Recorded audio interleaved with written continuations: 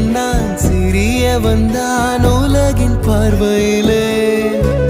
பெரியவன் நான் பெரியவன் தான் உந்தன் கண்களிலே